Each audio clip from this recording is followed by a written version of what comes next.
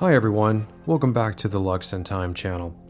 Today we're going to be reviewing the Rolex Submariner date versus the Rolex Deepsea Sea Dweller James Cameron edition to see which of these two watches reign supreme.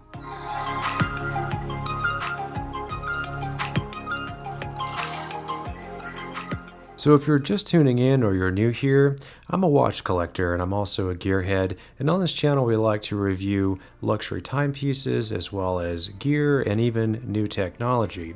If you're interested in that sort of thing, feel free to hit the subscribe button, turn on the notifications, and when new content becomes available, we'll make sure it gets sent to you.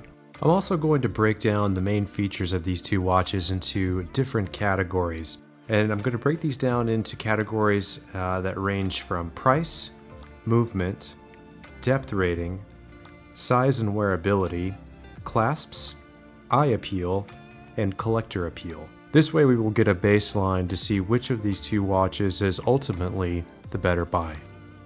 Now I do own and wear both of these watches, so I will be able to give you an accurate, unbiased opinion of these two timepieces. And as I'm recording this, I have not tallied up the votes, so I'm also curious to see what the results are going to look like. Okay, first up we have price. And the Rolex Deepsea Sea Dweller has a retail price of $12,550, while the Rolex Submariner date has a retail price of $8,550. The Deepsea Sea Dweller comes with the new 3235 movement that has a 72-hour power reserve, and the Submariner date comes with the well-tested, tried and true 3135 movement that contains a 48-hour power reserve. Both have the coveted superlative chronometer COSC certifications. The Submariner comes with a glide lock clasp that can be adjusted in 1mm increments. I believe the adjustments can go all the way out to somewhere around 20 plus millimeters, and it folds out from the inside. The Rolex Deepsea Sea Dweller also contains a glide lock clasp that opens from the outside and can be adjusted or expanded while it's being worn on the wrist. This is arguably the best glide lock clasp in the industry and is very easy and very convenient to use. Out of the two, this particular glide lock clasp is probably the winner. Okay, moving on to wearability. The Submariner date ceramic has a size of 40 millimeters, and the Sea Dweller, or the Deepsea Sea Dweller, has a size of 44 millimeters. So it's a much larger watch. It also has a 17 millimeter case. The crystal alone is 5 millimeters, and that's because it has to have a very deep dive rating.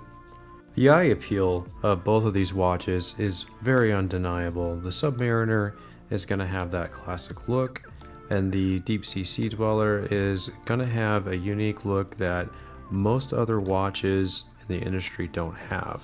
This is primarily because of that larger case and the deep blue dial that fades into black. And while we're on the topic of case thickness and depth rating, the Deepsea Sea Dweller has a total dive rating of 12,800 feet, and the Submariner has a depth rating or dive rating of 1,000 feet or 300 meters. In this case, the Deepsea is going to ultimately be the winner if you are comparing the two and want the larger depth rating. However, if dive rating is not as big to you and you want to save some money, the Submariner is probably going to be your better option in that category.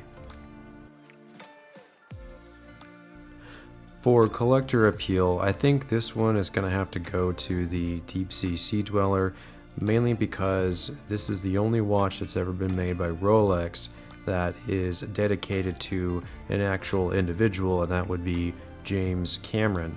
Although this watch has not sold obviously as many items as the Submariner, once they do discontinue this watch, it will most likely become highly collectible and highly sought after, as with many of the other Rolex stainless steel sport models that are often not nearly as popular but gain in tremendous popularity once they are discontinued. And the Submariner ceramic is a watch that has been around for many years, at least the chassis or the specific model that you're talking about with the Submariner, even though it has updated technology with the ceramic bezel, it's still one of those watches that Rolex will probably always make and never stop making. Okay, so I've tallied up the results, and after taking a look, I'm actually quite surprised that the watch that I thought was going to be the winner actually ended up being the loser. And so going down the list, first we have price, and for price that goes obviously to the Submariner just because it's a much lower cost item to purchase.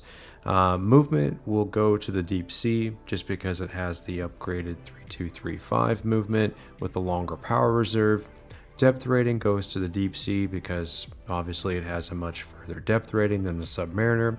Size and wearability goes to the Submariner date just because it is a smaller, it's a 40 millimeter, it's not as thick on the wrist or as tall on the wrist. It's one of those watches that you can wear day in and day out. However, if you do have a very flat wrist that's right around a 7-inch or higher, the Deep Sea is going to be easier to wear longer. Eye appeal is a tie. Both of these watches look really good in and of themselves. Clasps, that actually goes to the Deep Sea just because it's a little easier to use, and collector appeal goes to the Deep Sea just because of that long-term collectability when it eventually becomes discontinued. Please make sure to subscribe if you haven't already. You can also follow us on Instagram at Lux and Time, Twitter at LuxandTime1, and thank you so much for joining today. We'll see you on the next video.